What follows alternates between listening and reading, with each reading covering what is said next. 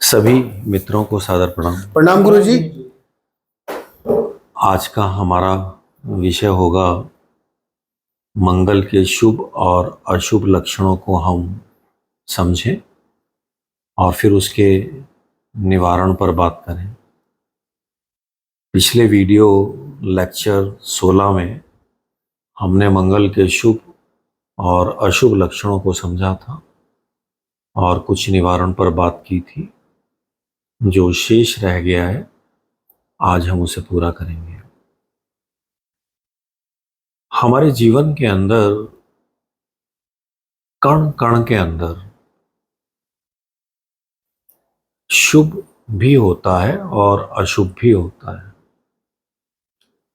जैसे इंसानों में शुभताएं भी होती हैं और अशुभताएं भी होती हैं, ठीक इसी तरह सभी ग्रहों की प्रवृत्ति के अंदर शुभताएं और अशुभताएं जिस पर हम बात करते हैं, ये हमारे कर्मों के फलों को समझने का एक तरीका है। जब हम ग्रहों की शुभताओं और अशुभताओं पर बात करते हैं, मंगल जब अशुभ होता है जन्म कुंडली के अंदर, तो ऐसे व्यक्ति की हेल्थ बहुत खराब रहती है। ऐसे व्यक्ति के साथ बार बार एक्सीडेंट होना, बार बार चोट लगना, बार बार कोई ऑपरेशन जैसी घटना का होना, ऐसे व्यक्तियों के जीवन में चोरी जैसी घटनाएं बहुत हो जाती हैं। कोई चीज खो जाना, चोरी हो जाना। ऐसे लोगों के अंदर देखा जाए तो जब मंगल अशुभ होता है तो हमारे शरीर के अंदर एक तरह से जो खून है हमारा, वो मंगल है। आप जरा सोचें कि अगर खून खराब हो जाएगा तो हमारे पूरे शरीर को रोग घेर लेंगे। तो जब हमारा खून ही खराब हो जाएगा, खून दूषित हो जाएगा, तो सभी बीमारियां आपको धीरे धीरे घेरना शुरू कर देंगी। मंगल खराब हो तो किडनी से संबंधित प्रॉब्लम, पेट से संबंधित प्रॉब्लम, लीवर से संबंधित प्रॉब्लम, माइग्रेन जैसी प्रॉब्लम, सिर में दर्द का होना, जॉइंट्स पेन, बॉडी पेन, ये सब मंगल के अशुभताओं के लक्षण हैं। मंगल जन्म कुंडली में अशुभ हो तो ये लक्षण देखने को मिलते हैं। मंगल जन्म कुंडली में अशुभ हो तो ऐसे व्यक्ति के अंदर क्रोध, आक्रोश, जेलस की भावना, ऐसे व्यक्ति के अंदर एक सबसे बड़ी कमी होती है, ये अपनी कमी नहीं मानता। इसको सिर्फ दूसरों के अंदर कमियां देखने को मिलती है और फिर ये काम और भी करता है। ये दूसरों की कमियों को अपने नजरिए से देखता है और फिर उन्हें सुधारने की कोशिश करता है, जिस कारण से इसका घर हो, परिवार हो, इसके मित्र हों, इसके रिश्तेदार हों, इसके भाई बहन हों, ये सबसे लड़ता झगड़ता रहता है। सभी से इसके संबंध खराब हो जाते हैं क्योंकि ये सबको सुधारने की सोचता है, लेकिन इसको अपने अंदर कोई कमियां महसूस नहीं होती हैं। एक तरह से देखा जाए तो जब मंगल खराब होता है तो ये व्यक्ति अंत में आकर अकेला रह जाता है, सब इसका साथ छोड़ देते हैं क्योंकि इसके पास एक ही प्रवृत्ति होती है कि सब इसकी हाँ में हाँ मिलाएं, सब इसके गुलाम बनकर रहे हैं और जब तक संभव होता है तब तक लोग इसको निभाते हैं, लेकिन उसके बाद इसे कोई नहीं निभाता। ऐसे ही एक तरह से देखा जाए तो जब मंगल अशुभ होता है तो इंसान बीमारियों के कारण अस्पतालों का ही होकर रह जाता है, कोर्ट कचहरी का होकर रह जाता है, थानों का होकर रह जाता है, लड़ाई झगड़े झंझट ये सब इसके जीवन में चलते रहते हैं। मंगल अगर अशुभ हो तो ऐसे व्यक्तियों को कुत्तों से बड़ा डर बना रहता है, कुत्ते इसको बड़ा काटते हैं, कुत्ते इसके पीछे पड़े रहते हैं। मंगल अगर अशुभ हो तो ऐसे व्यक्ति के अंदर जो देखने में आया है वो यही आया है कि ये किसी का बुरा करने में किसी भी हद तक गिर सकता है और इस पे कोई फर्क नहीं पड़ता। मंगल यदि शुभ हो तो ऐसा व्यक्ति साहसिक होता है, ऐसा व्यक्ति स्वतंत्र प्रवृत्ति का होता है और चाहता है दूसरे भी स्वतंत्र रहें, किसी को गुलाम बनाकर नहीं रखना चाहता। मंगल यदि शुभ हो तो ऐसा व्यक्ति बड़ी शांत प्रवृत्ति का होता है, बड़े सरल हृदय का होता है। ऐसे व्यक्ति के अंदर दूसरों को रक्षा देने की भाव होता है। ऐसा व्यक्ति हमेशा चाहता है दूसरों के काम आए, दूसरों को जीवन दे। कहीं कोई संकट में है, उस संकट से उसको निकालने में वो कोशिश करता है। ये शुभ मंगल के लक्षण हैं। शुभ मंगल एक तरह से देखा जाए तो गुरुओं के सानिध्य में होता है। शुभ मंगल एक तरह से देखा जाए तो कहीं ना कहीं ज्ञानवान होता है, उसकी बौद्धिक क्षमताओं में कोई कमी नहीं होती, योग्यताओं से भरपूर होता है, इतना टैलेंटेड होता है ये व्यक्ति, इतना जीनियस होता है, इसका कॉन्फिडेंस लेवल इतना सुपर होता है, ये किसी भी विपरीत परिस्थिति में कहीं पर भी अपने लिए रास्ते निकाल लेता है, दूसरों के लिए रास्ते निकाल लेता है। जिनका मंगल अशुभ होगा ऐसे व्यक्ति अपने मित्रों से लड़ते रहते हैं, उनको धोखा देते रहते हैं, अपने भाइयों से लड़ते रहते हैं। एक तरह से देखा जाए तो जिनका मंगल अशुभ होता है ऐसे व्यक्ति अपने पड़ोसियों से बहुत लड़ते हैं। जिनका मंगल अशुभ होता है ऐसे व्यक्ति हमेशा दूसरों का बुराई सोचते रहते हैं। ये सब अशुभ मंगल के जो लक्षण हैं, इनमें जो सबसे बड़ी बात है वो एक और है कि जब कोई व्यक्ति अशुभ मंगल के लक्षण को आपको देखने को मिलता है तो ऐसा व्यक्ति बड़ा कहना चाहिए कि डिप्रेस नजर आएगा, उदास नजर आएगा। ऐसे व्यक्ति के अंदर प्रफुल्लता नहीं होती, प्रसन्नता नहीं होती, खुशी नहीं होती, हमेशा किसी ना किसी शोक में रहेगा, हमेशा किसी ना किसी को दुखी करता रहेगा, हमेशा बुराई सोचेगा। जितनी नकारात्मक ऊर्जाएं होती हैं ये सब अशुभ मंगल वालों को घेर लेती है और ये उसी में उलझ कर रह जाता है। एक तरह से देखा जाए तो ज्योतिष के आधार पर, जन्म कुंडली के आधार पर अगर सूर्य और शनि एक साथ बैठे हों, किसी भी भाव में बैठे हों, तो मंगल खराब हो जाता है। अगर एक तरह से देखा जाए तो जन्म कुंडली के अंदर गुरु खराब हो जाए, गुरु सप्तम भाव में बैठ जाए या कहीं पर भी खराब हो जाए तो भी मंगल खराब हो जाता है। जन्म कुंडली के अंदर अगर चंद्रमा खराब हो जाए तो भी मंगल खराब हो जाता है, बुध खराब हो जाए तो भी मंगल खराब हो जाता है। मैं आपको इसको और थोड़ा सा बता दूं, जिनकी जन्म कुंडली के अंदर सूर्य और बुध कहीं पर भी एक साथ बैठे हों, अच्छी पोजीशन पर बैठे हों, तो ये मंगल कैसा ही भी हो खराब नहीं माना जाता।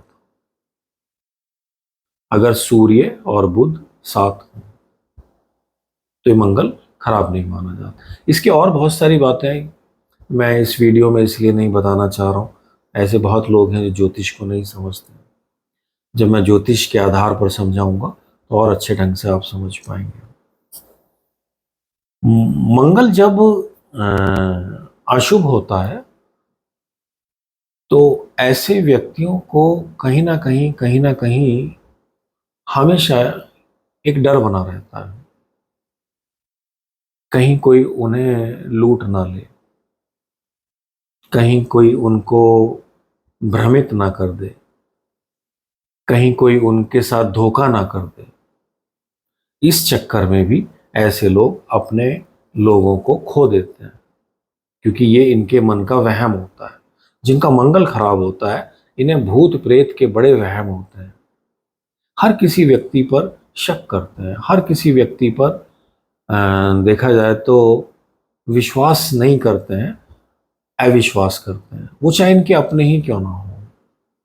ऐसे व्यक्ति कहीं ना कहीं इन्हीं ऊट पटांग बातों में उलझकर अपने घर को, अपने परिवार को, अपने रिश्तों को खराब कर लेते हैं।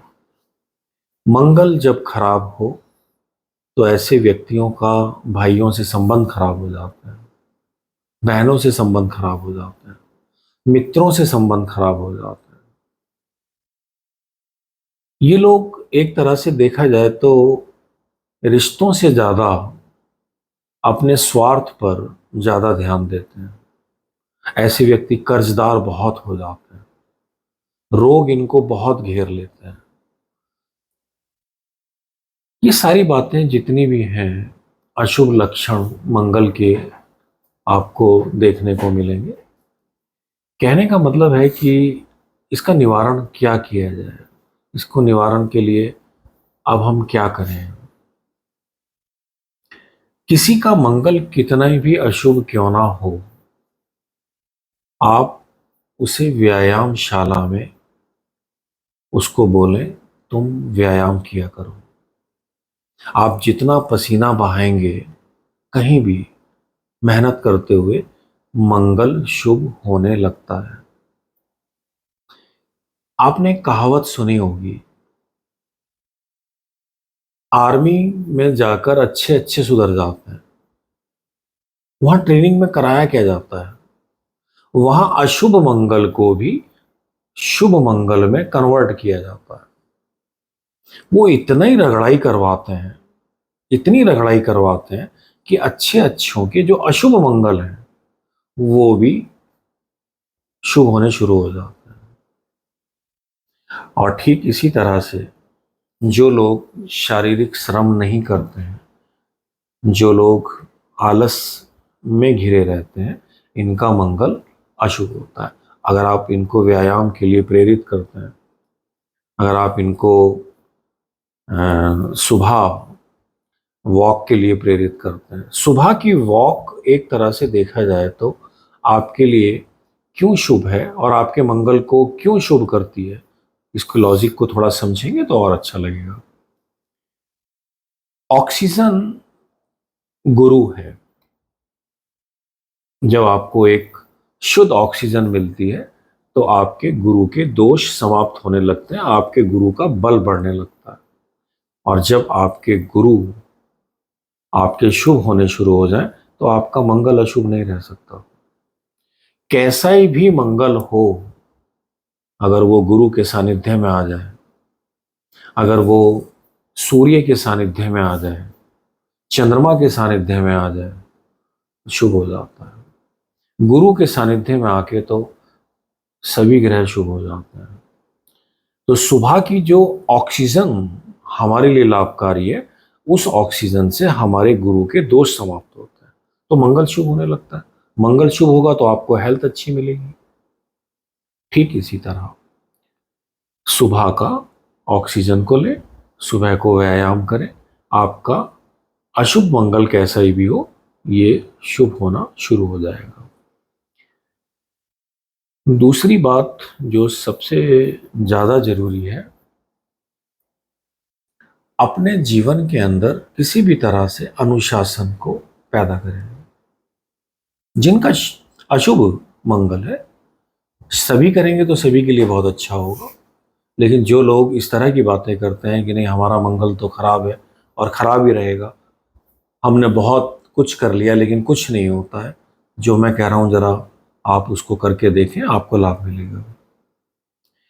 अपना सुबह से लेके और रात तक का शेड्यूल तैयार करें और उसको पूरे डिसिप्लिन के साथ निभाएं। डिसिप्लिन कौन है? सूर्य। जब आप अपने सुबह से लेके और रात तक के शेड्यूल को अच्छे ढंग से निभाते हैं तो आपके सूर्य के दोष समाप्त होने लगते हैं। आपके गुरु के दोष समाप्त हुए तो मंगल ने शुभ होना शुरू कर दिया। आपके सूर्य के दोष समाप्त होंगे, मंगल और तेजी से शुभ होना शुरू हो जाएगा। अब बात आती है चंद्रमा की। चंद्रमा को कैसे शुभ करें? चंद्रमा आपका हृदय है, चंद्रमा आपकी भावनाएं हैं, चंद्रमा मां है। जब आप किसी भी तरह से मां की सेवा करते हैं, किसी भी रूप में करते हैं, मां की सेवा करते हैं, दुर्गा मां की सेवा करते हैं, धरती मां की सेवा करते हैं, गंगा मां की सेवा करते हैं, गाय की सेवा करते हैं, आपका मंगल शुभ होना शुरू हो जाता है। जो लोग मिट्टी में जाकर मेहनत करते हैं उनका मंगल कभी खराब देखने को नहीं मिलता। हमारे यहाँ एक नारा दिया गया, जय जवान जय किसान। जवान का मंगल भी अच्छा होता है और किसान का मंगल भी अच्छा होता है, और दोनों करते क्या है? धरती मां की सेवा। जो भी व्यक्ति किसी भी रूप में धरती मां की सेवा करते हैं उनका मंगल कभी खराब नहीं रह सकता। आप कुछ भी करें लेकिन थोड़ा सा अपने जीवन के अंदर जरा ये भी करके देखें, आपको बहुत लाभ मिलेगा। एक और सरल उपाय जो मैं आपको बताने जा रहा हूं, जिनका मंगल बहुत ज्यादा खराब हो जाए, जहां पर ऐसा लगता हो कि अभी किसी को बेकसूर को थाने में बुलाया गया और कुछ दिन के बाद फिर उसको बुलाया गया, बार बार ये बेचारा कोर्ट कचहरी के ही चक्कर काट रहा है, इसने कोई जुर्म किया या नहीं किया, अपने पूर्व जन्मों के कर्मों को भोग रहा है। ऐसे व्यक्तियों को मैं जो उपाय दे रहा हूं जरा इसको करेंगे, बहुत लाभ मिलेगा। अपने घर के अंदर किसी तांबे के लोटे में साबुत मूंग भर लें और पूरब या उत्तर दिशा में रख दें। मंगलवार वाले दिन आपके मंगल के दोष ठीक होने शुरू हो जाएंगे।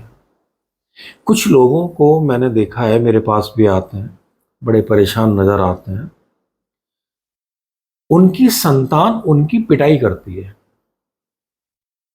उनके बच्चे अपने माँ बाप को मारते हैं। बच्चों का तो मंगल खराब है ही,